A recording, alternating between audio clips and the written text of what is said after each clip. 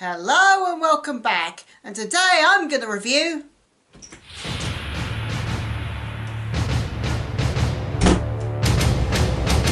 Hello there. Oh, what now? I'm a cyborg from the future. How far in the future? 2 weeks.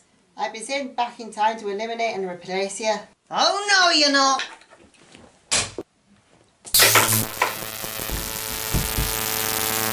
Yeah, in case you haven't guessed, we're reviewing a Terminator game. More specifically, Terminator Salvation, a tie-in game that's released a few weeks before the movie came out. Let's just review it, shall we?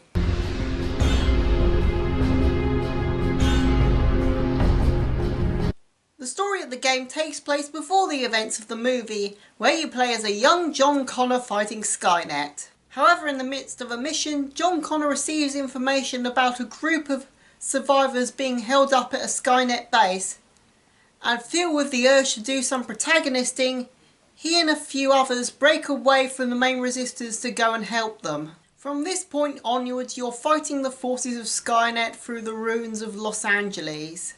He bumps into a group of Skynet survivors that are mad at him at first for kind of leading Skynet to them, but eventually decide to join his side. You fight your way through the city and into the Skynet base, where you rescue the 3 people that you went through all this effort to save. Then you get on a Resistance helicopter and watch as the Resistance bomb the base. And that's it. That's the end. That's the story. That's the game. Aye, that's your lot.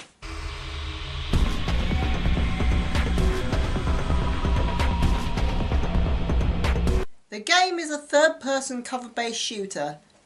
Think Gears of War on a budget. And oh boy does it show. Especially since, from what I've heard, this game was slapped together in about 6 months. The majority of the game you'll be shooting, crouching behind cover, and occasionally there are some linear on-rails turret sections. And the gunplay isn't really that satisfying either, as the guns don't really have much recoil or weight when you're firing them. And when getting hit with weapons, your character doesn't really recoil or flinch or the controller vibrate, so you only really know you're getting hit if you're looking at your health bar, or the game's equivalent of. The weapons on offer are an assault rifle, a shotgun, a machine gun, a rocket launcher and a grenade launcher. And you also have some pipe bombs and grenades. While you can only carry 2 weapons at a time, it doesn't really matter, as all the weapons are just scattered all over the place throughout the game. And as for enemy variety, this game has a grand total of 3 enemies throughout the majority of the game. Those include the Wasp, that are these flying drone things that are easy to kill, hard to hit unless you're using a shotgun, and generally fly about in large swarms. Then there are the Spiders, that are these 4-legged robots that you can only really destroy with either explosives or by getting behind them and shooting their weak point on their back. Which is easier said than done, as they seem to always know where you are and will turn around whenever you try to outflank them. So your only really options is hope they get distracted by your allies and shoot them in the back, or crouch behind cover and let your allies try and shoot them in the back instead. And then there are the T-600s, who are basically your common Terminator but a bit stockier, that are pretty much impervious to every weapon that isn't explosives and are massive hit sponges. There are also motorcycle drones and manhunter planes, but you only really get to fight them either in the on-rails turret sections or as boss fights. And I use the term boss fights in very loose quotations. This game doesn't have a multiplayer mode, but it does have co-op, in the sense that your friend, if you have one, can take control of one of John Connor's AI allies throughout the game. Otherwise you have to deal with the AI of those characters, which, while not the worst that I've seen, aren't exactly good. And the final cherry on top of the cake that is this game's poor decisions is that the game's campaign is only about 4 hours long. Bear in mind that when this game was released, they charged the full 60 quid for it. Talk about not getting your money's worth.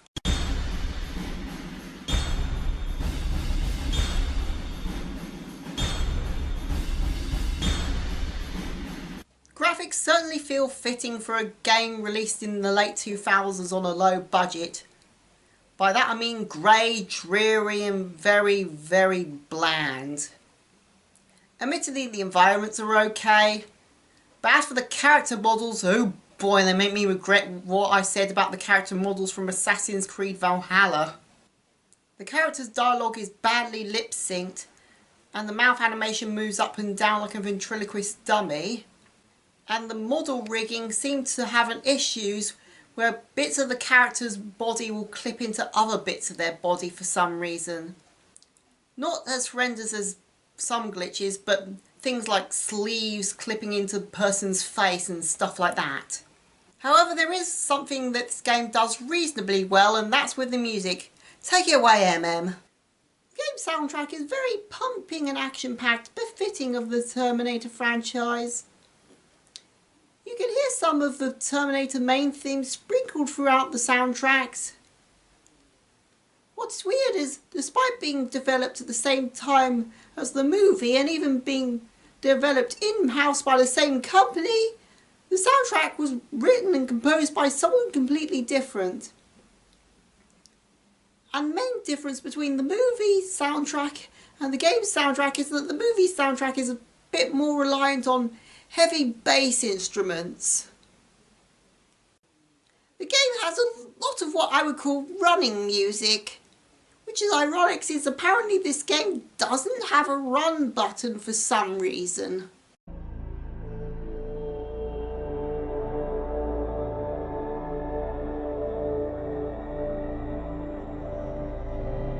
Well, this is certainly one of the games of all time. And by that I mean it's bland, boring, uncreative, unimaginative, and generally a letdown regardless of whether you came into it with positive or negative expectations. There's nothing this game does that hasn't been done better by other games. It's not really worth giving a go, and even though it is very cheap to get, which is surprising since they didn't really make many copies of this thing since it didn't really sell very well. Well, that's all from me. Now, who the hell sent that off-brand Terminator?